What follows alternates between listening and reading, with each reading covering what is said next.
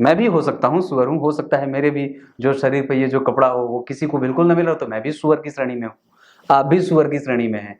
पर यह अंतर होगी कि अब कौन कितना बड़ा सुअर है। मैं भी सुअर हूँ, निश्चित रूप से मैंने भी घड़ी पहनी है, मैंने भी चीजों को चिपकाया हुआ है। हाँ, पर इसमें तुलना करने की बात है कि कौन कितना बड़ा सुअर अपने आप को मानता है। ये तो अक्षरम निर्देश्यम अव्यक्तम पर्युपासते सर्वत्र गमचिन्त्यं च कुटस्थमचलं ध्रुवम्।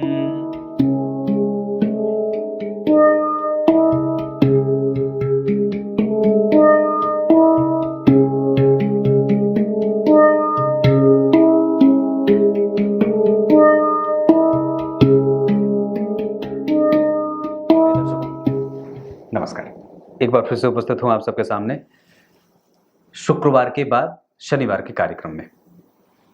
ये मैंने एक चार्ट बनाया है और उसमें मंगल को शनि और बुध के साथ बिठाया है या बुध को शनि और मंगल के साथ बिठाया है। ये क्या होगा, इसका परिणाम कैसा होगा, यही जानेंगे। बने रहिएगा कार्यक्रम के अंतिम हिस्से तक, कहीं नहीं जाना है, बिल्कुल बन के रहिए, मुझे देखिए और बाकी और भी अच्छे लोगों को देखा करिए। शुरू करते हैं आज का कार्यक्रम। कार्यक्रम के आरंभ में बोले गए गीता जी के श्लोक का अर्थ भी बताने वाला हूं। यहां मैंने, आप लोग मुझसे कई बार पूछते हैं कि पंडित जी इसकी संगति खराब कब होगी, इसका काम कैसा चलता रहेगा और किस तरीके से व्यक्ति जो है वो अपने जीवन को किस दिशा पे लेके जाएगा, मतलब वो अपने जीवन में किन लोगों से मित्रता करेगा, किन लोगों से शत्रुता, किसका वैरी होगा, किसका जो है वो प्रिय होगा, उसके जीवन के मित्र कैसे होंगे, उसके जीवन में कैसे कैसे लोग होंगे, उसके जीने का ढंग कैसा होगा, वो क्रूर होगा, कृतघ्न होगा, जिद्दी होगा, हठी होगा, गुस्सैल होगा, निंदनीय कुकर्म कृत्य करने वाला हत्यारा होगा, हिटलर मुसोलिनी होगा, आदि आदि। तो ये बहुत सारी कुंडलियों में ये बात देखने को मिली है कि जब जन्म कुंडली के चतुर्थ भाव के अधिपति, जैसे यहाँ मैंने, अगर एक जन है वो लिखते हैं कि गुरुजी आप मीन लग्न की कुंडली नहीं बनाते, इस वजह से मीन लग्न की कुंडली पे ये बात बताई है कि मीन लग्न की कुंडली नहीं हो, किसी भी लग्न की कुंडली हो, अगर किसी भी लग्न की कुंडली बने और चतुर्थ भाव के अधिपति जो भी बनते हो अगर पापक ग्रह के प्रभाव में होते हो, ये कोई आवश्यक नहीं है कि ये जो स्थिति बनी है वो यहीं पे रहे तभी ये सूत्र लागू होगा, ये कहीं पे भी होंगे तो ये सूत्र लागू हो सकता है। मतलब चतुर्थ भाव के अधिपति अगर पापक ग्रह के साथ बैठे हों तो व्यक्ति के मित्र गलत, आपको तब उस पर तिरछी नजर डालनी होगी कि उसके मित्र कैसे हैं, वो कहाँ जा रहा है, किससे मित्रता कर रहा है, उसके संग के लोग कैसे हैं, कलीग वगैरह के साथ उसके संबंध कैसे हैं, उसकी निष्ठा कितनी है, वो पवित्र कितना है, वो धर्मज्ञ कितना है, वो धुरंधर कितना है, वो कर्तव्य परायण कितना है, वो निष्ठावान कितना है, वो कितना ज्यादा लोगों को स्नेह से भरता है, कितना पकड़ता है, कितना जज करता है, कितना जो है वो किसी के बारे में जल्दी ही कोई अप्रोच पैदा कर लेता है, मित्रता का हाथ बढ़ाएगा या गर्दन काटने के लिए उसके हाथ में कटार होगी। तो आप ये सारी चीजें देख सकते हैं। इसको आप धर्म विशेष और जाति विशेष पे नहीं ले जा सकते। बस हाँ, ये बात कहूंगा कि ये चतुर्थ भाव के अधिपति जब पापक ग्रह के संपर्क में आते हैं तो व्यक्ति को क्रूर और निर्दयी बनाने वाले भी हो जाते हैं। वस्तुतः ये आपकी कुंडली का लग्न का चतुर्थ भाव है, जहां से व्यक्ति के जीवन में उसका जो है वो एक तरीके से वातावरण देखा जाता है कि वो किस वातावरण से पल रहा है, किस वातावरण में पल रहा है और घर से निकल करके किस वातावरण में जा रहा है। उसके ये मित्र का भाव होता है ना, ये मित्र का भाव है। धोखाधड़ी का भी भाव यही है, तो चिरंतन सुख और शांति का भी यही है। आपका जो जीवित रहते जो सुख मिला वो यहाँ का भाव है। इस वजह से अगर ये पापक ग्रह के दुष्प्रभावों में आता है तो आपको अपने बच्चों पे, अपने पति पे और निश्चित रूप से अपने जो अनुज वगैरह हैं, छोटे भाई बहन, उस पे और उसके मित्रों पे जरूर ही ध्यान रख लेना चाहिए। नहीं तो कई बार वो बहुत ही हिंसक, क्रूरात्मक और अपने ही कार्य में रह करके सिर्फ अपने स्वार्थ के बारे में सोचने वाला होता है।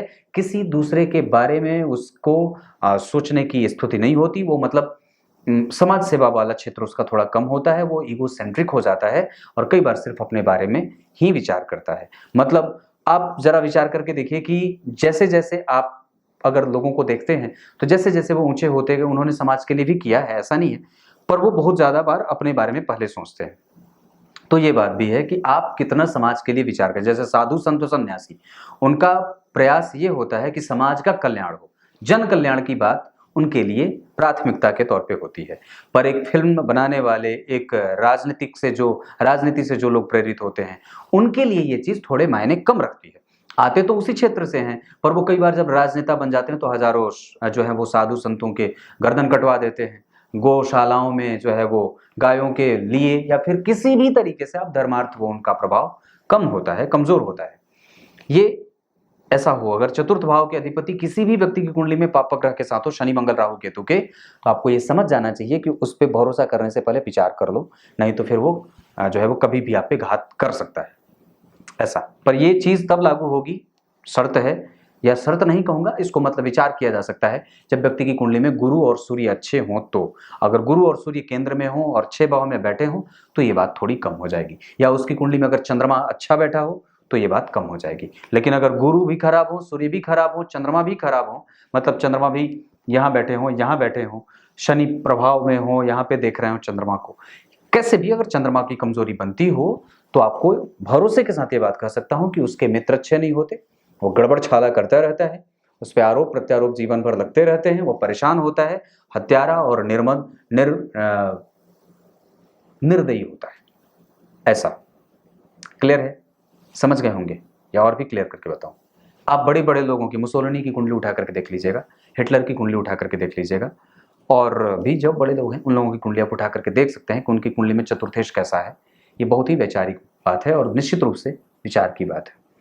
कुछ इसी तरीके से आज के कार्यक्रम का समापन करते हैं। अब आपको गीता जी के श्लोक का अर्थ बता देता हूं। गीता जी के 12वें अध्याय के 3रे श्लोक में भगवान ने बात कही है अर्जुन से, जो अपनी इंद्रियों को वश में करके चिंतन करने योग्य वस्तु का ही चिंतन करे। विचार करने की बात है, जो चिंतन करने लायक है। चिंतन करने लायक कौन है? परमात्मा और उसके चरण और उसका हृदय क्षेत्र, उसके नेत्र, उसके ललाट, उसकी भुजाएं, उसका वक्षस्थल और उसकी नाभि का क्षेत्र। और पर सबसे पहले आपको क्या देखना है? सबसे पहले उसके चरण रज देखने हैं, उसके नाखून देखने हैं, उसके अंगूठे का दर्शन करना है। फिर धीरे धीरे नेत्र उठाओ और विशाल ऐसे देखते रह जाओ, पर वो दिखे नहीं, जिसका कोई आदि नहीं और जिसका कोई अंत नहीं। और जो उस पर संदेह करे वो निश्चित रूप से मनुष्य नहीं, गूढ़ है, गूढ़, जिसमें से दुर्गंध आती हो। गूढ़ समझते हैं ना, आप तो जानते ही हैं। गूढ़ जो आपके लिए जो गूढ़ है वो सुअरिया के लिए लपसी है। हाँ, लपसी, वो उसके लिए हलवा है। तो जो दुर्गंध युक्त है आपके लिए, वो किसी के लिए भोजन का सबसे स्वादिष्ट पदार्थ हो जाता है। तो जो भौतिकवादी लोग हैं उनके लिए ये जो तमाम जो चीजें होती हैं, जो सज के रहना, वो उनके लिए वही हलवा है। और जो साधु संत सन्यासी होते हैं वो जब त्याग देते हैं वो उनके लिए वो विस्ता है। अंतर बड़ा स्पष्ट है और ये समझने की बात है। आपने जिस चीज को त्याग दिया, जो मैल है ना, मैल जैसे ऐसे रगड़ा तो मैल निकल गया, ऐसे मैल निकल गई, या जो बालों में जो जू पड़ती है, ऐसे जू निकाल और फेंक दिया। जो जिसका काम ही होता है क्या, उसका जन्म किस लिए होता है? वो मरने के लिए ही खाली। जू का कोई काम नहीं है। बालों में जो जू पड़ती है, महिला माता बहनों को पता होगा, तो ये जो पड़ी उसको निकाला और चट्ट से ऐसे पट्ट से मार दिया। और खटमल, मच्छर, कीट पतंग क्यों पैदा होते हैं? मरने के लिए। तो उनका लक्ष्य ही होता है मरना, क्योंकि वो उसी के लिए जाता है, क्योंकि वो आगे के पास जाता है, क्योंकि वो लक्ष्य को पाना चाहता है। ठीक उसी तरीके से साधु संत सन्यासी ने त्यागा, और वो चीज जो साधु संत सन्यासी त्याग बैठे हैं, वही जो दुनिया वाले हैं, भौतिकवादी, अथिस्ट, वो उसको पकड़ रहे हैं। और पकड़ा तो वो उनके लिए लपसी हो गया, वो सुअर है। कौन सुअर है? सुअर कौन? जो महंगी गाड़ियों में घूमे वो सुअर है। महंगी सुअर कौन है? तो सुअर में भी क्वालिटी है बहुत सारे, जो कोई महंगा सुअर है, कोई सस्ता सुअर है, कोई ऐसा सुअर है जो थोड़ा कड़ा भी रहेगा, गू उसको भी खा लेगा, कोई ऐसा जो सुअर है जो लपसी एकदम पतला सा छरछरा हो, उसको खा लेगा तो बोलेगा संतुष्ट हो। तो ये अंतर है और इसको समझने की बारी है कि संतों ने जिस चीज को त्यागा है, अपने शरीर का सबसे जो है वो निकृष्टतम पदार्थ, उसको आज के भौतिकवादी क्या समझते हैं? लैम्बोर्गिनी और पता नहीं क्या क्या समझते हैं। तो जो त्याग के निकला वो उसका शरीर शुद्ध हो गया, पर जिसने लपेटा है उसका शरीर दुर्गंध से युक्त है। वो महान जो है वो उसको भी सुअर में जो है वो महान उसकी श्रेणी बढ़ती जा रही है। विचार करके देख लिए आप कितने बड़े सुअर हो। कुछ ही तरीके से आज के कार्यक्रम का समापन करते हैं, तब तक के लिए इजाजत दीजिए। मैं भी हो सकता हूँ सुअर हूँ, हो सकता है मेरे भी जो शरीर पे ये जो कपड़ा हो वो किसी को बिल्कुल न मिल रहा, तो मैं भी सुअर की श्रेणी में हूँ, आप भी सुअर की श्रेणी में हैं। पर यह अंतर होगी कि अब कौन कितना बड़ा सुअर है। मैं भी सुअर हूँ, निश्चित रूप से मैंने भी घड़ी पहनी है, मैंने भी चीजों को चिपकाया हुआ है। हाँ, पर इसमें तुलना करने की बात है कि कौन कितना बड़ा सुअर अपने आप को मानता है। कुछ इसी तरीके से किसी को अपने दिल पे बात लेने की आवश्यकता नहीं है। ये बहुत ही उदाहरण से समझाई गई बात है, जिसमें समझने की आवश्यकता है कि आप कितने उलझे हुए हो। निश्चित रूप से हमारा सनातन जिस चीज के लिए जाना जाता है वो त्यागने के लिए, तपस्या के लिए, ध्रुव अटल सत्य के लिए, सत्यनिष्ठा के लिए, कर्तव्य के लिए, कर्तव्य परायणता के लिए, धर्म के लिए, अध्यात्म के लिए, चिंतन के लिए, और योग के लिए, प्राणायाम के लिए, अष्टांग के लिए, समाधि के लिए, ध्यान के लिए, धारणा के लिए, अध्ययन के लिए, अध्यापन के लिए, पुराणों के लिए, महात्माओं के लिए, वेदों के लिए, शास्त्रों के लिए, पुरातन के लिए, सभ्यता के लिए, संस्कृति के लिए, रक्षा के लिए, उपेक्षा के लिए, दूसरों की सेवा के लिए, सत्कार के लिए, श्रद्धा के लिए, विश्वास के लिए, निष्ठा के लिए, वो नहीं तो महान सुअर है। तो आप देख लो कि कौन आपकी नजर में सबसे बड़ा सुअर है। तब तक के लिए बहुत बहुत नमस्कार।